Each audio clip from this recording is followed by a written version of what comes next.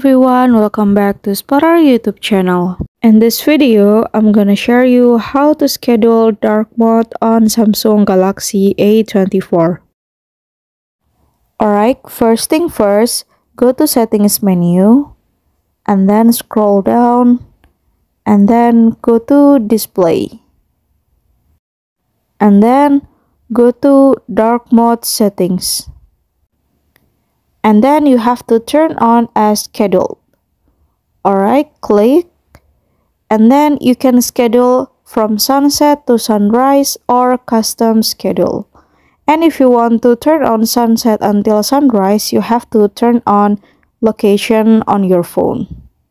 And then you can custom schedule based on your need.